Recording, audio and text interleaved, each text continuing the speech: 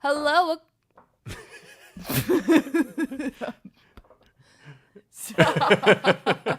Hello, welcome to the Fifth Star. I'm Jamie. And I'm Albert. And this is a podcast where we are trying to find our next 5-star movie. And when we find that movie, this podcast will enter a pocket dimension.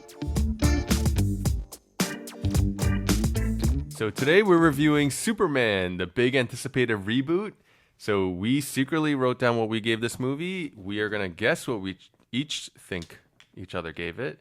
I'm going to guess, Jamie, that you gave this a 3.0 because you don't really like superhero movies. And I'm going to guess you gave it a 3.5. Okay. I'm going to be a little generous. All right. So we will give our initial spoiler-free thoughts, and then we'll reveal our scores. Yep. So did James Gunn save Superman and DC? That is a really good question. Mm-hmm. I'm going to say maybe. Okay. Maybe. I will say with this movie, it's probably my favorite Superman movie. Okay. Is that saying a lot or not much at all? Maybe not much because the bar was a little low for me. I've not been a fan of previous Superman movies. Okay. So like, have you seen all the old ones and the Zack Snyder ones? I've definitely seen the Christopher Reeves one. All of them? At least 2 of them. Okay. I can't remember which 2 though. And then I've also seen Man of Steel. And then I think that's the only Henry Cavill one I've seen actually. Oh, you haven't seen Batman v Superman or okay. Well, you weren't missing that much. I That's have what not I've heard. but I've not seen the director's cut. I've heard the director's cut of Batman v better? Superman is better. Okay. I've not seen that. I liked that this one was it was true to the comic book style, but it still felt fresh. Okay. I liked that. Yeah. I also liked, I forgot the actor's name. David Corn Sweat. Is that how you say it? Mm-hmm. I thought he was a great Superman. I agree. Yeah. He killed it, and I really liked Lois as well. Their chemistry was by far the best chemistry between a Superman and a Lois that I've seen. Yeah, I agree. I thought Corn Sweat, I mean, I didn't know him from anything beforehand. He not only has the look, but has the kind of essence, I think, of Clark Kent. Yeah.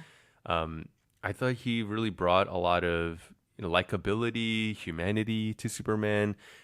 Henry Cavill has the look, but maybe it's the Zack Snyder universe and his version of Superman, but it's a very stoic, cold type of character. True. And Henry Cavill isn't the most emotive or very accessible type of actor. Guy. Yeah. And so, I think that kind of also factored into, how much you can connect to Superman or Clark Kent. And I agree. Rachel Brosnahan, Lois Lane, she did great, I thought, and their chemistry was great. I thought maybe their moments where they're just sitting and talking together were some of the best moments. Yeah, even some of the best moments. I agree. I wanted a lot more of that. Yeah. I could see that. Yeah. I think their scenes gave me the most insight into kind of the core themes of the movie and then also insight into their characters. I liked the tension that they kind of established. It was probably some of the best scenes. Yeah, and I think what was kind of smart was that we just jump right in. We don't get any origin story really. I mean, it's all kind of implied. They might reference it, but we're just kind of thrown into the middle of where Superman, what he's doing, and what Lex Luthor's doing. Yeah, and they're in a relationship with Lois Lane and Clark Kent, and so all that's already kind of assumed, and we don't have to rehash all that stuff. Right. So I did really think that was a good choice. Yeah. We don't need to see another origin. Origin of baby Superman flying and landing and all that kind of stuff. And what did you think of Nicholas Hoult as Lex Luthor? I thought he did good. He's a good actor. But it was a little odd seeing him as this character. However, Lex Luthor is a strange character just in general. So I thought he did a good job, but I don't really like Lex Luthor as As a a character. That's kind of what I'm trying to say. Yeah. I think I could see what you're saying, but I think Holt did a really good job with Lex Luthor. Yeah. I think it was much better than the Jesse Eisenberg Lex Luthor. Oh yeah. That's just that was weird, you know. I think at least with Holt, It's a it weird felt casting choice. yeah, it felt like, oh, this is the Lex Luthor I know and I expect to Yeah. see. I think they try to do a good job of trying to explain where, you know, what drives Lex Luthor and kind of why he has this kind of animosity towards Superman. I don't know that I felt it as much as I'm kind of understanding it and being told it, Yeah. like expositionally. But I think Holt did a really good job. I think my main thing with Lex Luthor in this movie is that he was doing too much. It just felt like he was doing a Okay. bajillion things Yes. without going into detail. Yeah. And I just felt like a lot of things were lost because of that. Okay. The story suffered a little bit for me because it felt like Lex was just overboard. Yeah. Okay. I think I that helps me kind of understand what I was feeling during the movie, Okay. and that I couldn't maybe put my finger on. But on the one hand, when we're introduced to Lex, he is so on top of his game. He's Yeah. super. We see how smart he is, Yes. and how formidable he is as a villain. So I really like that. I really liked how they didn't kind of dumb him down. Like, Yeah. they really, like, he really is a smart guy. Right. And so that was done really well, but he's almost too smart. Yeah. Where there's a whole other part of the movie which we'll have to wait till we talk about spoilers. But I didn't like that he ends up doing all this other stuff that then takes the movie to another. Yes. Yeah, it I takes know it what you're too saying. far. I know what you're saying. We'll have to unpack it more later, and that's when it becomes like, yeah, maybe he is doing too much. He's got his fingers everywhere, and Yeah. it's hard to kind of keep track of what he's about and what Yeah. his motivations are and all that kind of stuff. And it felt like it kind of did feel like he was playing 4D chess the whole time, but like at an extreme pace. Yeah.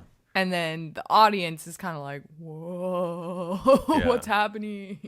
That's how I felt anyway, where I was kind of like, this is a lot. Yeah. Now, what did you think of Crypto? So super cute. dog. But I honestly wish Crypto had a little more, maybe not screen time, but like a little more relationship establishing. Okay. I don't know.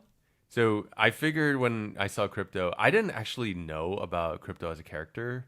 Oh, from the comic books? Yeah, I didn't know that there was like a super dog. But I initially really liked it. I thought like, oh, Jamie's gonna totally love the cute fact that dog. there's a dog in it. Yeah.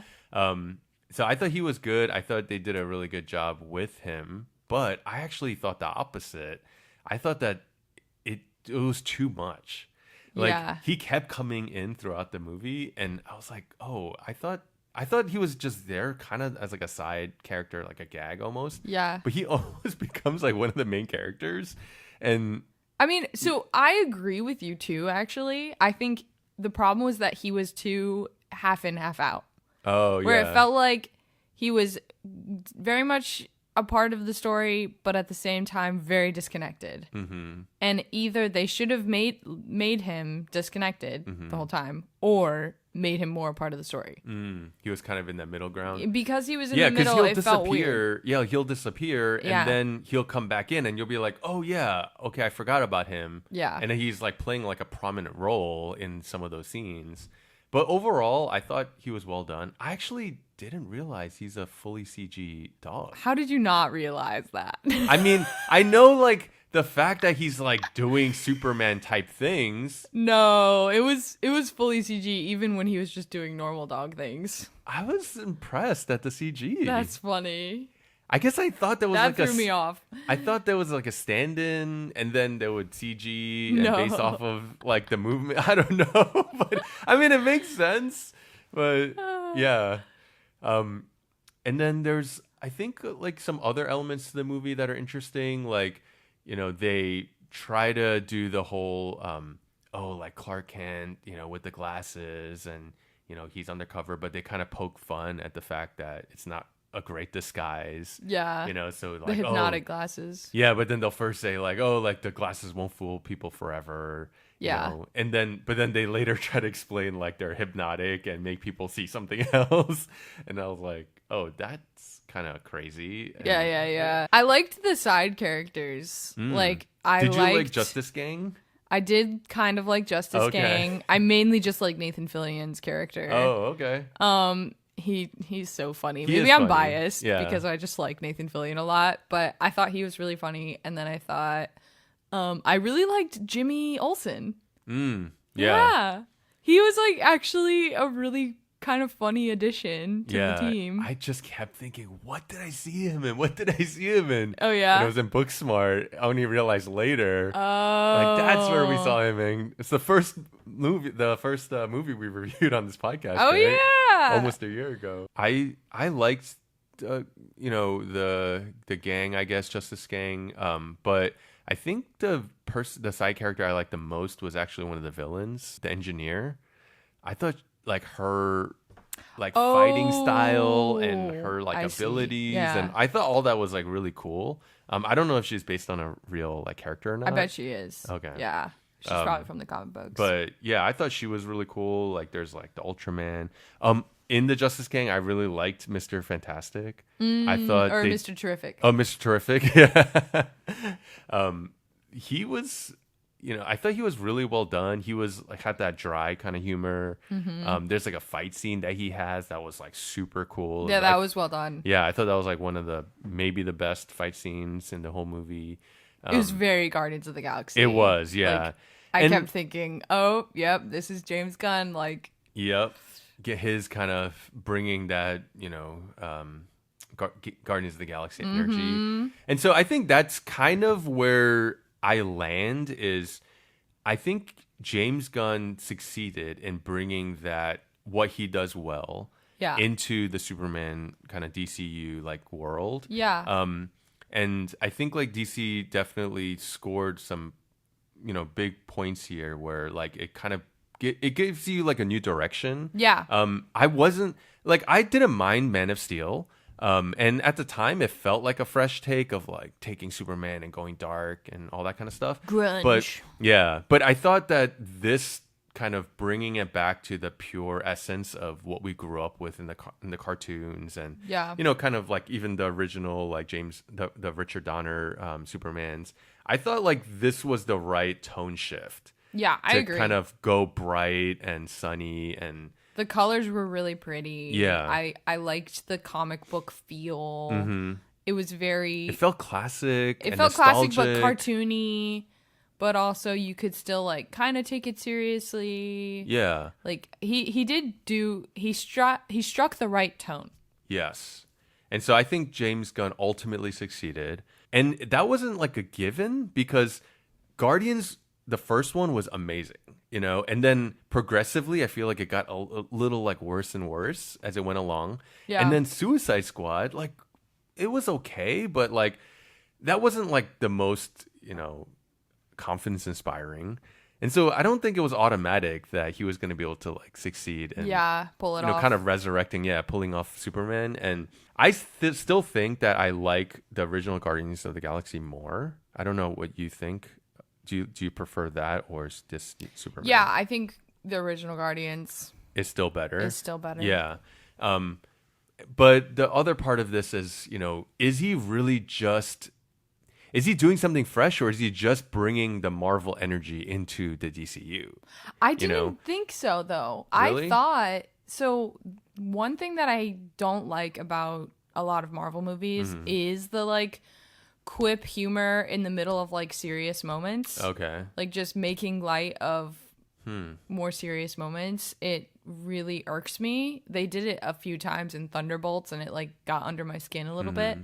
But in this one, I felt like all of the humor was very character motivated. It wasn't just a joke. Characters didn't just tell jokes. Got it. They like just did something funny. That was based on who they are as their characters. Or even like there were a couple times where Clark Kent would say something in a serious way, but it felt funny to me. You know? Yeah. Like, that's probably true. Yeah, I agree. there were a with lot that. of moments like that like felt very genuine, but I was still able to kind of giggle because I'm like, this is a funny situation or this is like a funny circumstance. Yeah, I did find myself giggling throughout the movie. Okay. I don't think I was quite as giggly. Like, and maybe that's why it wasn't as fun as like Guardians was. Yeah. But it almost felt like he was trying to marvel up what DC has become. But DC was trying to initially distinguish itself, I think, in terms of the look and the tone, and I think that's what Zack Snyder was going for. But with that ultimately, I think, being a failed project, Yeah. is it like, part of me feels like, oh, are they just trying to go back in time and rehash what Marvel has already done and created? And so I are feel they like- really bringing anything new? Well, he Which pulled is fine, in I guess. so he used his James Gunness, but then I feel like he also kind of pulled in a little bit of Sam Raimi energy, just a little bit. Okay, I could see that. Yeah, like I've heard 'cause there's people some talking genuine about moments. Spider-Man, like the Tobey Maguire Spider-Man's as like a good comp for these movies. Or There's this some movie. very genuine moments, like especially with his parents, that kind of emulate Aunt That's May true. or whatever. Yeah. So I think that's maybe where the comparisons are coming from. Okay, I could see that, and I Yeah. think those moments worked. They were nice. I wanted more of those. Oh. Okay. Well, you want to reveal scores? Yeah, we can. And then we can talk about spoilers. Well, you guessed that I would give it a 3.5 out of 5, and I did give it a 3.5 out of 5. You got me right too. What? I totally thought I was wrong. I know. This was the problem. I was a 3.5 Okay. the whole way until the end. Huh. And then it kind of dropped to a 3. And I was really torn with this. I was like, maybe I should just give it a 3.5 because I did have fun watching it and the enjoyment was high. But I realized, like, man, as time goes on, I know that I'm not going to look back on this movie maybe as fondly because there were some issues. Yes, I agree. And yeah. So this is And for me, I think... But it's a high 3. Okay. I think for me, as the movie started, I actually started at a 4. Because, Wow. like one thing that you often say is that you don't like superhero movies because they're invincible. And, that's not... He was not invincible. Yeah, and that can't be more true than, for Superman movies in general. Yes. But, like they start off right out of the gate, like him just getting destroyed and, Right. or, beat up really badly. And so he keeps getting beat. Yes, and so the whole like setup of like the first half I thought was really good, and I was like, oh, this is solid. So I was at like a 4, and then we're gonna get into spoilers now. Yeah. The thing that kind of ruined this movie was once the portals and the Pocket Universe thing started, I was like, come on. I kind of agree. Like, But- why do we still need to be doing multiverse time travel, space Black travel? holes. Yeah, like, come on. Yeah. And it was completely unnecessary because Lex Luthor is a smart guy. He has access to all this technology Yeah. as has been established in the movie and has infinite resources. Why can't he just have created like this A big black prison. site? Yeah. I know. I agree. It doesn't Because- need to be in another dimension. And or... it also didn't contribute to the theme. No. And I felt like that whole section of him breaking out could have been... Yeah, it could have been done in just a normal prison. Yeah. It didn't need to be in Like the some whole weird... like proton river that goes into a black hole. Like I was like, what are we even watching here? Yeah. It looked like something out of like Pixels, the movie, It kind of did, yeah. And I don't know. And then the end with the whole like black hole, Splitting destroying the world. Like they could have just done some. They probably could have come up with some other world-ending mechanic. Yeah, I mean, it could have been like some like catastrophic earthquake or something, which I think they did in like the original movie. So maybe that's why they didn't want to do it. But it was Maybe. essentially that anyway. But yeah, I think because Lex Luthor was doing 20 million things. And then and on top of that, you have the whole conflict in Barovia, which kind of became a subplot that felt so disconnected from the rest of the story. And I think they should have just focused on that storyline. Yes. Rather than creating a whole black hole subplot. Or that was actually A plot and it should have been B plot. Yeah, and then when they do the whole like, oh, you know, what's his ultimate intention? It seems like he just wants to kill Superman. Oh, but no, he actually wants to be the king of Barovia and like, you know, wants Superman out of the way so he can have this ultimate thing of like creating his own nation state, which I thought was actually kind of cool. Yeah, I agree. Then it becomes like, no, actually, I was doing that because I really just wanted to kill you in the first place. That made me mad. Yeah, it was like a double switcheroo. That's when it dropped for me. Because then Lex Luthor became less interesting. He became more petty. Yes. And I thought it was like kind of interesting that he really was this mastermind. You know, he's manipulating the politics and of like the whole world. And it actually made him more scary and more intimidating. I agree. He could have just, you know, focused on his goals and just like, Superman's annoying, like just got to get rid of him. And that would have been more interesting. Yep. And then I think also one thing that really irritated me is that Superman or Clark Kent basically didn't make hardly any choices throughout the whole movie. The plot just kind of kept happening to him. Well, like a big problem again with the whole Pocket Universe thing is that he gets incapacitated. Yeah. And then so he's at the mercy of, you know, Morpho, you know, whatever that guy was. Yeah, just like can't do anything. So until like he gets out of that situation. Yeah, he was a super passive protagonist because he was at the mercy of all the other plot devices. Yeah. But I did think I did like that Lois Lane then took on initiative. And then, I liked that too. Yeah, and I'm glad that it wasn't like she just went in by herself because that wouldn't have made any sense. No. But that she actually, you know, got the help of Mr. Terrific, and you know, then he gets highlighted, and he did a great job, I thought. Yeah. So I didn't mind that part of it. Yeah, I loved that Lois wasn't a damsel, and I loved that she had a purpose and use. But then at the same time, she wasn't like super powerful and immediately good at everything. Yeah. Yeah. Like she was still an actual human being. She was still an actual human being that made sense and was still, you know, smart.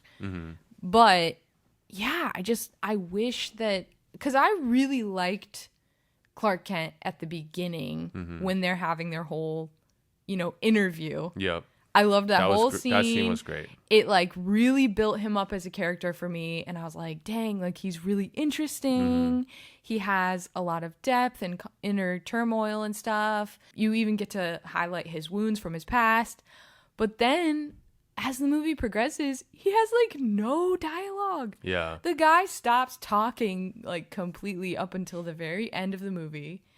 And then it just kind of feels like all his inner turmoil and all his like decision making that he made before the movie even started like doesn't really matter. Yeah. Doesn't super impact him anymore.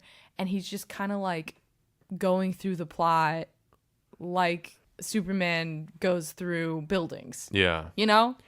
And I think to your point, it happens really quickly, and because we don't see him struggle with it continually, this, you know, whole thing of, I thought I was on a mission for good.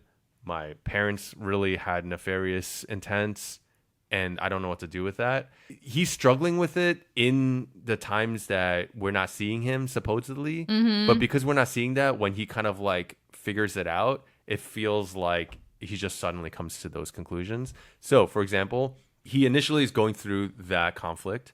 And then the next time we really see him deal with it is like he's on the farm with his dad. Yeah. And his dad says some insightful thing, you know. It's kind of the Superman, or I keep saying Superman, but it's kind of like the Spider-Man, you know, with great power comes great responsibility moment. And then the next time we see him deal with this is in the conclusion when he's confronting Lex Luthor, and he gives this like impassioned speech, which is basically what his dad just said of, I am human and I am not perfect, and you know, humans but are ... yeah, you know, yeah, exactly. And it made me think of Squid Game, but I thought Squid Game was better because Yes, I agree. it wasn't overly wordy, and this is exactly why he chose to take that approach, I right? thought the exact same Yeah, thing. because I was here like, oh. he just goes on this big monologue, and it just felt like really cheesy to me. Yes, it was. It was so cheesy. on the nose, and then Lex Luthor's like just listening, like really patiently, and then he comes back and says his like counterpoint, and it's like, oh, we're just standing here, just giving soliloquies to each other. You know? He could have just said like, I'm as human as you, or something. I don't know. He could have just said something really short and sweet. We didn't need that whole thing. He didn't need a whole speech. But it also made me think of Invincible, which I recently saw, the animated series, which is essentially a Superman story. Yeah. But it's also the exact same like plot device, essentially. Because his dad's evil. He thinks that he's kind of a force for good, and his dad is good, but then his dad does something right in the first episode that you're like, what? You know? And then it makes the whole season, he's conflicted and he's going through that turmoil. And that's what makes it really feel like a real struggle. And then when he figures things out, it feels earned. Yeah. Because we've seen just every step of that process emotionally. And I think they really could have played with it more because I keep going back to that first scene, but when he's, you know, kind of yelling during his interview with Lois, he says, you know, people could have died, and that's why I acted rashly. Mm-hmm. He doesn't always make the best decisions. Superman is a little bit dumb, right? That's kind of the whole thing. Or not dumb, but naive, maybe? Yeah, he's naive, but sometimes he doesn't think things through. He doesn't always have like a great plan because his plan is always just to save people's lives. Yeah. Like, how can I save people's lives and keep people alive? And that's sort of like his whole goal. And he's not thinking through all the implications of those things. Yeah. Like, so when he stops this war, he's not thinking about the politics. Exactly. Yeah, or the ramifications. Which I think that part does come across really well. Like, but they really could have played on that more. Even more, yeah. And I think they needed to, especially when he finds out that his parents are evil. Yes. Like, oh. Like, is this my destiny? Yeah, and then... have I been acting evil too? Like, have I, because I haven't been thinking things through, and like maybe Lois is right, and maybe like innately I do have overpowering tendencies. Yes. And they really could have played more with that. I know what to do. What? They should have, when he goes into the black site, they should have not have like someone, you know, Morpho. Is that it? I sorry, correct me if I'm wrong, but yeah, but that guy's like holding him down with the crypto, and all we see is him just physically being tormented. Yeah. But he should have been there by himself in a cell, in solitude, basically, and just having to wrestle with the implications of all his actions. Yeah. And then him beating himself up. And then the whole roulette thing. Yeah, happening. I know. That was really dark, which was surprising. But it was so well done. And then they should have had him now dealing with that. And maybe Lex is playing back, you know, images of like the implications of what he's done. Or, you know, all the people, you know, on TV being like, yeah, like Superman, you know, we never could have trusted him. And how could he, all this stuff. And now him starting to be like, is that am I the bad guy? Right. Yeah, am I the bad guy? Exactly. Him wrestling with that more would have been. It's what I expected to happen, and so when it didn't happen, and he's just like, I don't know, he's sad, but he's not really like making choices, or learning something new about himself. Yeah, and so that time when he's sidelined, it would have been more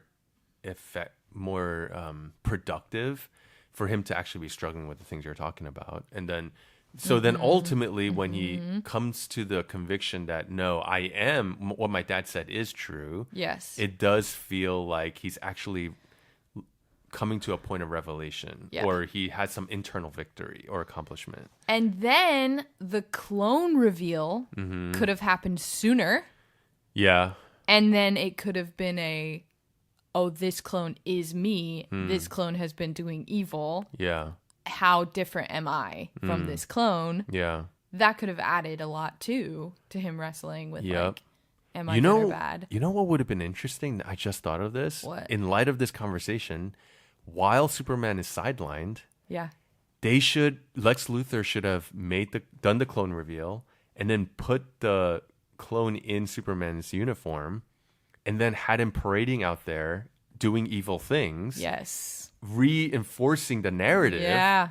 And then Superman... But by that point, he had already won because he already had Superman in prison and stuff. Yeah, but, he could have continued to but that would have been ruin cooler. him in public opinion. That would have been cooler than him just, breaking into the Fortress of Solitude and playing a video clip. Instead of breaking into the fortress and playing the video clip, he could have shown Superman the clip in jail, and then used his clone to do evil things. Yeah, to convince the public. Well, I think both because could have him added together. No, because I was so irritated that he breaks into the Fortress of Solitude, and then happens to translate the message, this alien language. Well, first reconstruct all this lost footage from alien technology. and it's completely corroborated. There's no way that we missed the translation. Yeah. And there's no way that we messed up recovering the footage. And there's no way that this was faked. Yeah. I was like, no. But anyway, because I kept wondering, wait, is it true? Is it true? And the movie kept telling me that, yes, it is true. This is really... But he did all of that within a 12-hour period. Yes.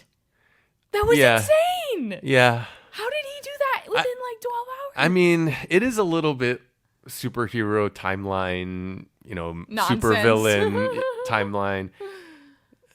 Yeah. I agree with you, but it ultimately was fine, but it still was to a very short-sighted end that I think could have been milked more. This is what he does. He still breaks into the fortress. He steals one of Superman's uniforms. That's why he's breaking in. He happens to find the video clip. He happens to decide, okay, I'm going to use the clip just to mess with Superman, make him believe that he's evil, and then use the clone to make Superman have a bad image and show him clips of that. Okay, now Superman is going to become my toy. That would have been so much more evil and conniving. Yeah. If he could have turned Superman into his own personal tool. Yeah. And then when Superman does get out, the world doesn't believe him, and he has to prove through his actions. Oh my gosh! Right? Yeah. This is a really twisted version of the movie, but I like it. Yeah. And then until they see the two Supermans fighting each other, then the world starts to realize, this is a different guy. Yeah. And then now, and the little kids always believed that he was good. Yeah. That was a nice moment, I think. It was cute. Even till the end, they're still believing the Superman's going to come and save them. I thought that the setup of the whole Boravia and the black sites, I thought was still smart. Even as I'm watching it, I can't help but see, our Israel and Ukraine and Guantanamo and, all these kind of things being represented. Yes. So I appreciated that he kind of was playing with some of that. But at the end of the day, it became such B plot. Yeah. Yeah. We needed to have focused on figuring out what is the ultimate plot here. At the end of the day, I think James Gunn succeeded. At the end of the day, this is still my favorite Superman movie. I might agree with that. And I've seen the first and second, I think, of the originals, and I've seen all the Snyder verse, but I don't know that, a 3.5, if that necessarily says that much, but it does make me excited that, James Gunn and the kind of new DCU has some legs here. Yeah. And I think that's a good thing, I think. Okay.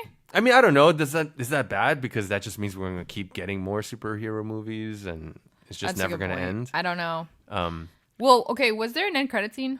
There were two. There was a mid-credit and an end credit. I only saw the mid-credit. Okay, the mid-credit with Crypto.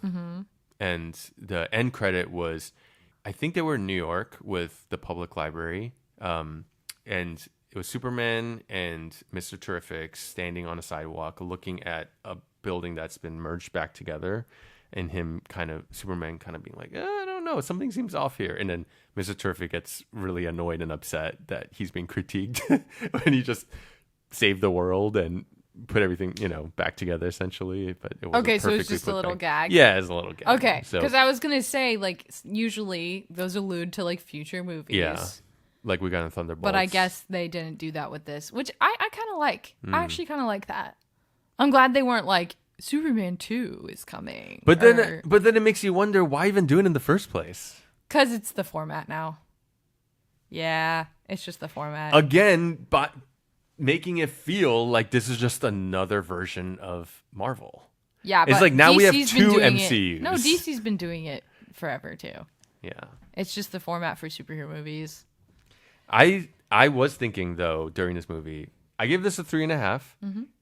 Thunderbolts, it turns out I gave it a 3.5 also.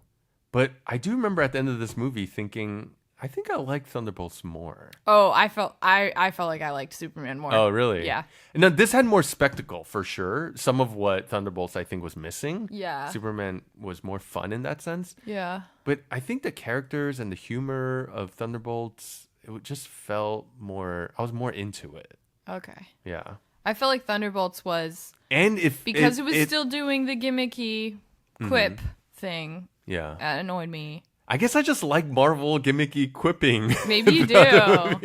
But then I also thought the villain was so weak. So. Yeah. But Thunderbolts was also more meaningful. Like the themes that I was talking about were just so much deeper.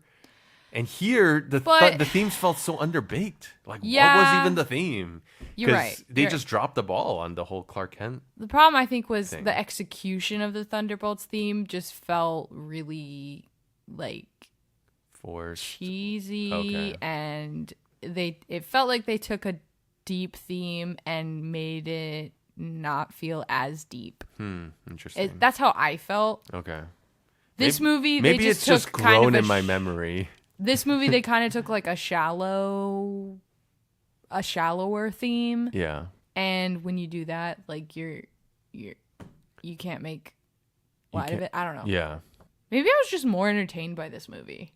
Maybe it wasn't necessarily better than Thunderbolts, but I was just more entertained. Yeah. I did see this on like an extreme screen, so it wasn't IMAX, but it was like bigger than a normal size screen, and it did look great. The fight scenes were really well done. The color and the cinematography the was color, pretty good. them fighting the big kaiju monster was like well done, and at the same time it's like revealing Superman's intent of preserving all forms of human life, even a squirrel, So I thought that was like cute, that was fun. I kept thinking like, oh, if this took place in New York City, like would he save a rat? Like do we want to save the squirrel? Like, do we care anymore about? I don't know. Squirrels are still cute, I guess. That was a little ridiculous. Yeah, but I guess it's true to the comics. Yeah.